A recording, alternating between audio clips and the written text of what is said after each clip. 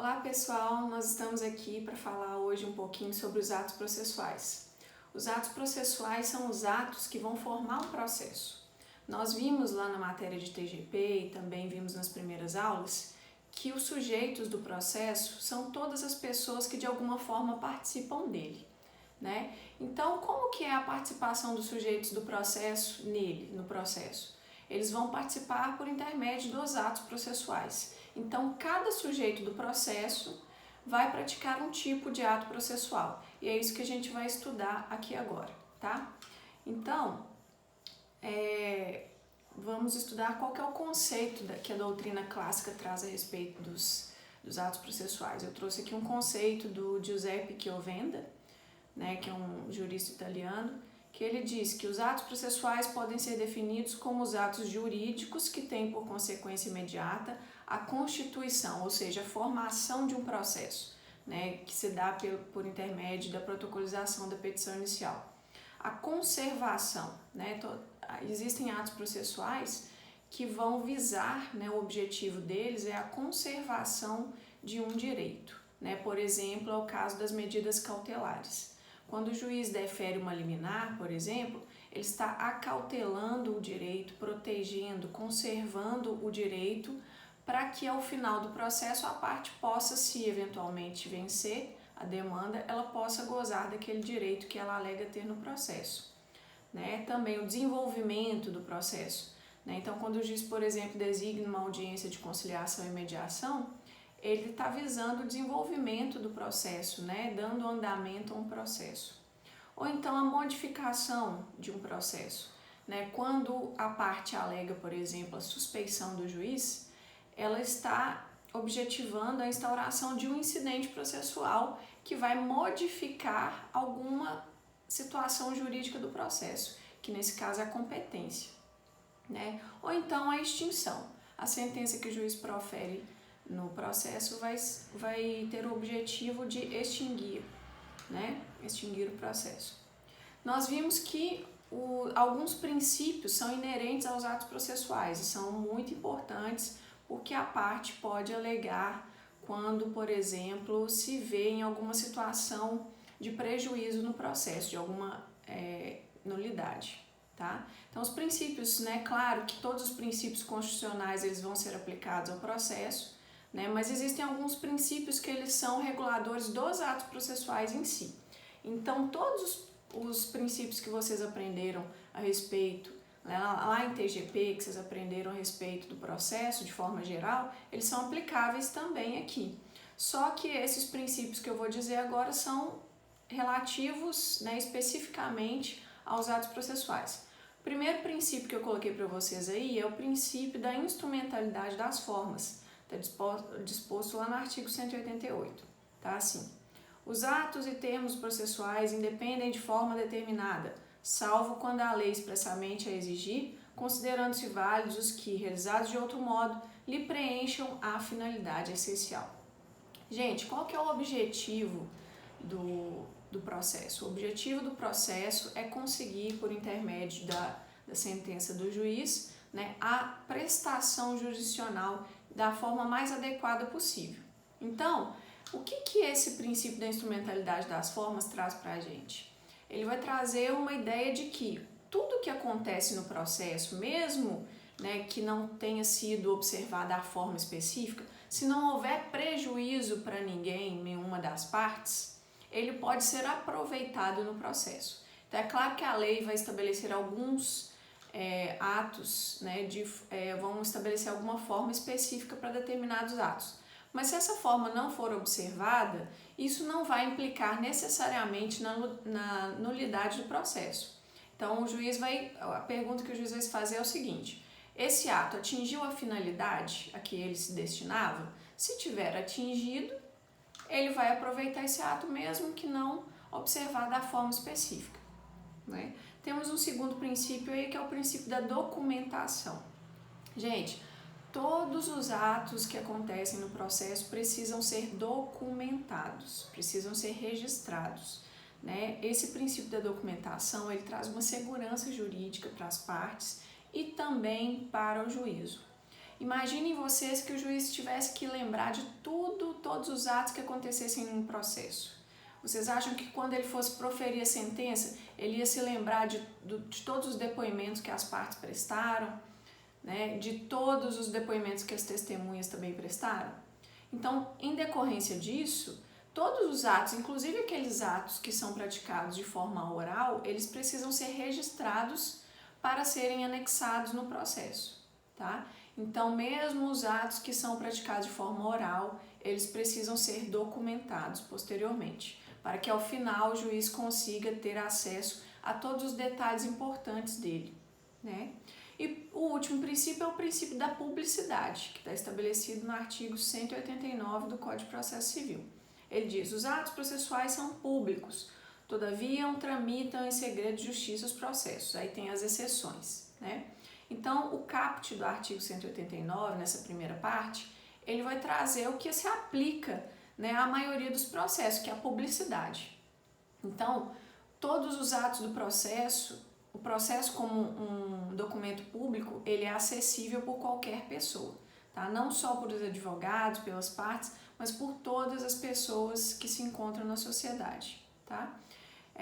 Isso faz com que, né, possa ser possibilitado que os jurisdicionados fiscalizem a atuação jurisdicional em um processo, né? E também é importante para a sociedade como um todo saber dos litígios que vão envolvê-la, tá? Então, a publicidade, ela tem esse fundamento de proteção aí das relações comerciais, por exemplo. Então, quando você não é obrigado, né, a contratar com ninguém. Então, é por isso que muitas vezes, né, as instituições financeiras vão fazer buscas, né, pesquisas a respeito do seu nome, do seu CPF nas relações comerciais. Porque se você, por exemplo, estiver respondendo a vários processos de execução de dívidas, então é claro que a instituição financeira não vai realizar um negócio jurídico com você, ela vai se negar por causa do risco que ela possa correr de uma eventual, né, execução. Existem vários, né, processos que vão correr em segredo de justiça, né? Por exemplo, os processos que correm na vara de família, a maioria deles, né, eles vão ser decretados segredo de justiça, porque o que interessa na família não vai interessar à sociedade. Ok? Então, existe essa restrição para proteger outros direitos fundamentais que, no caso concreto, vão ser mais importantes, tá? O direito à intimidade também é outro exemplo, né? E toda vez que, por exemplo, eu estiver ajuizando uma ação e que esteja envolvendo algum direito que eu entenda que não é interessante dar publicidade a ele, porque pode me trazer algum prejuízo, né, e me expor, eu posso requerer ao juiz a decretação do segredo de justiça. Aí, nesses casos, somente quem terá acesso a esses atos processuais vão ser as partes e os seus advogados, ok? Gente, o artigo 192 também vai trazer uma informação importante sobre os atos processuais. Ele vai dizer que todos os atos processuais é obrigatório o uso da língua portuguesa. Por quê, gente? É claro que se o processo é público, o processo precisa ser acessível às pessoas. Então, imaginem que se fosse permitido eu juntar um documento em alemão. Vocês acham que as pessoas que poderiam ter acesso como um documento público, né, o processo como um documento público, elas conseguiriam entender o que está escrito ali? Então, muitas vezes não, né? Então, é por isso que há a necessidade de todos os atos e termos do processo estarem na língua portuguesa. É claro que, professora, eu posso juntar um documento que esteja em língua estrangeira? Claro que você pode. O parágrafo único ele vai dar a solução.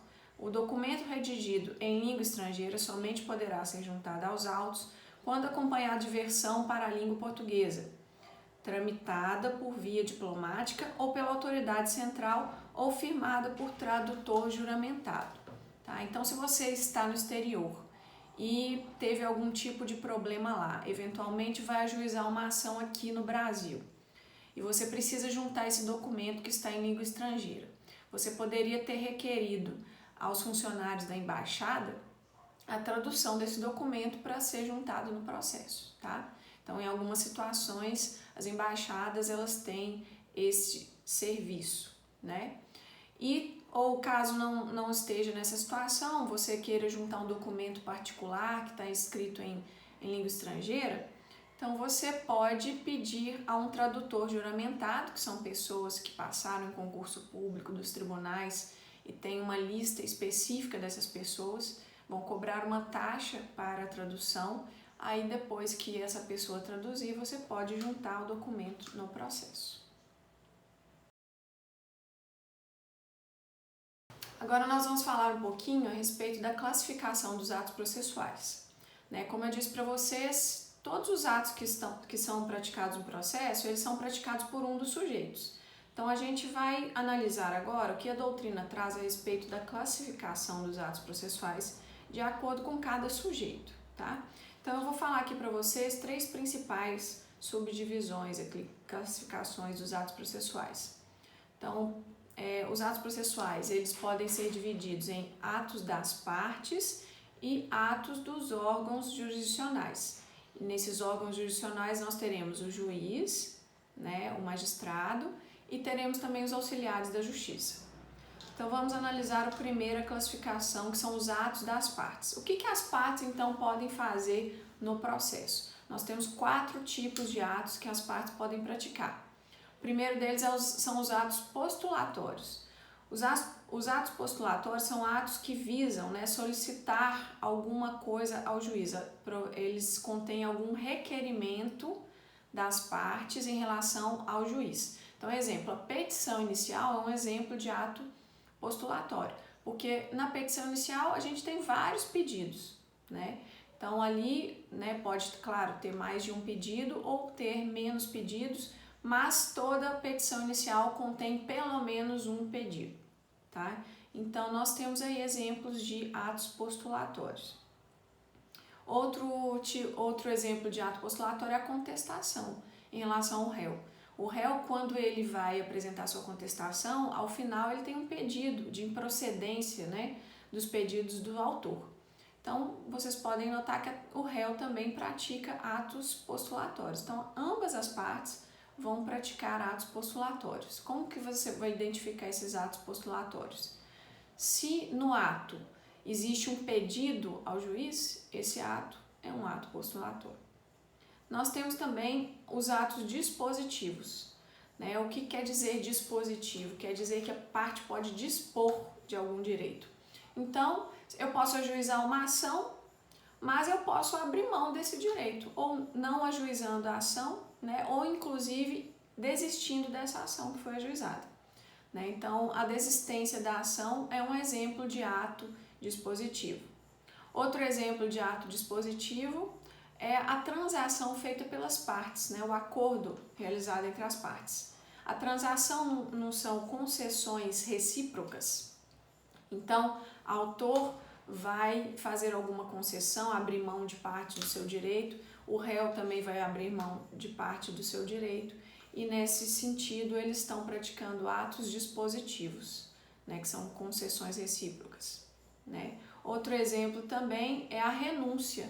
Eu posso renunciar ao direito que eu alego ter naquela petição inicial. Então, eu aleguei na petição inicial que eu tenho o direito de receber 50 mil reais do fulano de tal, que é o réu. Eu posso abrir mão desse direito? Posso. Posso renunciar ao meu direito, tá? Outra classificação dos atos das partes são os atos reais. Os atos reais são os atos que as partes praticam por intermédio de uma ação.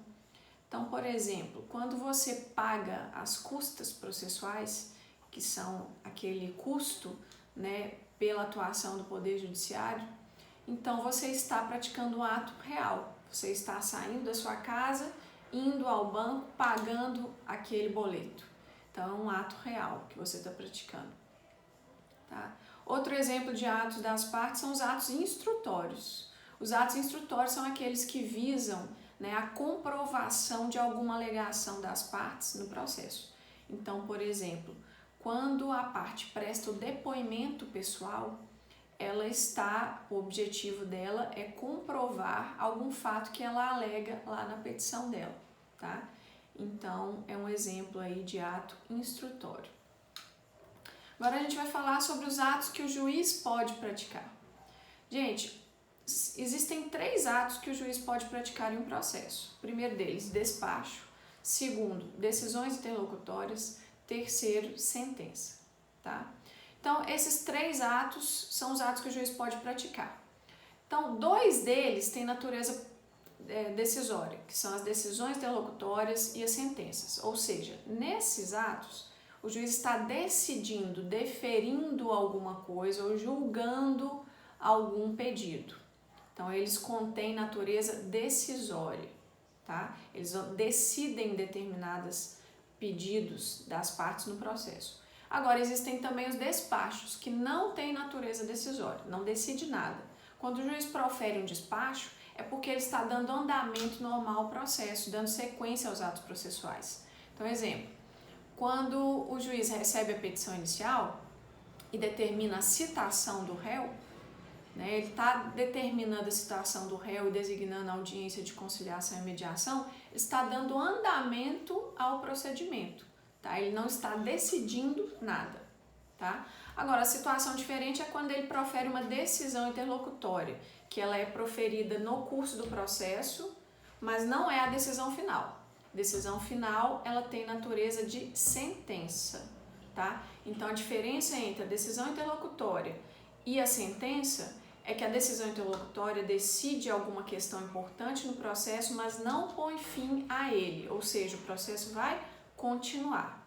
Agora, a sentença não. A sentença, o juiz decide, julga a causa e extingue o processo. O processo não vai ter mais andamento ali, o procedimento se encerra, ok?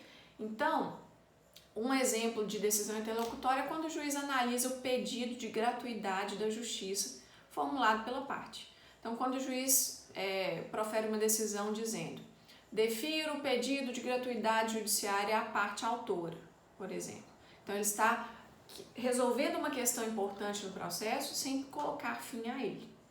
Outro exemplo de decisão interlocutória é quando o juiz profere uma decisão interlocutória analisando o pedido de tutela provisória. A famosa liminar, por exemplo, é um pedido que a parte autora formula já no início do processo e o juiz vai decidir. Quando o juiz decidir sobre esse pedido da parte, ele vai pôr fim ao processo? Não, ele vai analisar uma questão alegada ali de urgência, por exemplo, pela parte autora, vai decidir sobre ela deferindo ou indeferindo e o processo depois vai ter uma continuidade, ou seja, outros atos serão praticados no processo, tá certo? E por fim nós temos as sentenças. As sentenças são atos que vão decidir, né, julgar a causa e vão colocar fim ao processo. Agora uma questão interessante. Professora, eu já vi uma decisão de um juiz em que ele julga um dos pedidos formulados pela parte. Essa decisão, ela tem natureza de decisão interlocutória ou sentença? Olha, gente, tá? A técnica é bem simples de ser aplicada. A pergunta que você tem que fazer é o seguinte: com essa decisão, o juiz está pondo fim ao procedimento? Vai ter algum outro ato processual depois disso? Se vocês responder não, ele vai extinguir o feito com aquela decisão. Então, nesse caso, é uma sentença. Agora, se diferentemente você fala, não, o juiz julgou a questão em relação a um dos pedidos, mas o processo continua em relação a outros pedidos. Então, nesse caso, a decisão tem natureza de decisão interlocutória, ok? Porque nós vamos estudar mais para frente que o juiz pode julgar parcialmente o mérito. Então, existem determinadas situações em que o juiz já está pronto para decidir a respeito de determinado pedido em uma fase chamada de fase de saneamento do processo, mas em relação a outro pedido, o juiz precisa, por exemplo, ouvir uma testemunha, precisa que a parte preste depoimento, então ele não está seguro, não tem ali um arcabouço probatório suficiente para ele proferir uma decisão final. Então, nesse caso, ele pode julgar parcialmente o mérito da causa e dar continuidade ao outro pedido. Então, nesse caso, A decisão que o juiz proferiu tem natureza de decisão interlocutória e não sentença.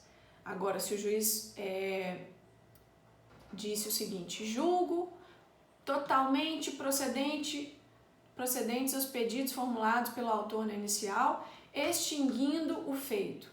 Então, nesse caso, se ele extinguir o processo, é sentença, ok?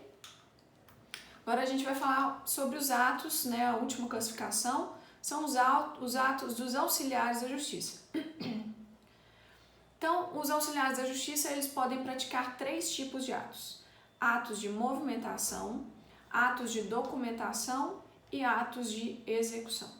O primeiro deles, o ato de movimentação, ele visa, como o próprio nome já sugere, a movimentação, o andamento do processo, tá?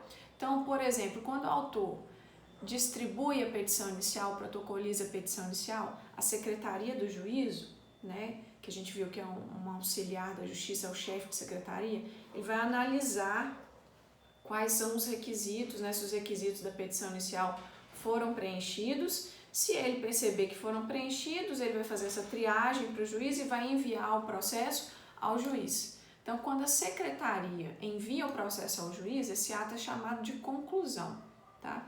Então, quando a secretaria do juízo faz conclusão dos autos ao juízo, para ele decidir, determinar a citação do réu, por exemplo, a chefe de secretaria ou o chefe de secretaria está praticando um ato de movimentação, ok?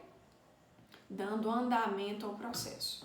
Agora nós temos também os atos de documentação. Os atos de documentação são atos que vão visar o registro de algum ato praticado por uma das partes, por exemplo. Então, vou citar um exemplo.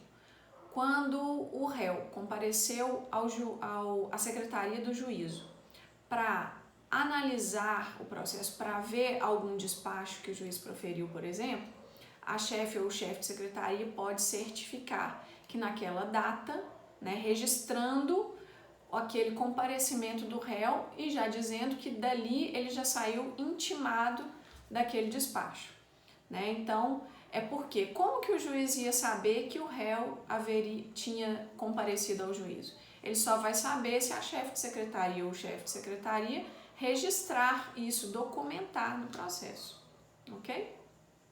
Outro exemplo é o ato de execução. Os atos de execução são atos que vão visar o cumprimento das decisões do juiz. Então, por exemplo, quando o juiz determinou a citação do réu, quem vai fazer o mandado, redigir o mandado de citação do réu, vai ser a chefe ou o chefe de secretaria, e não o próprio juízo, tá? Então, a secretaria, ela faz esse tipo de ato, que é executando alguma determinação do juiz.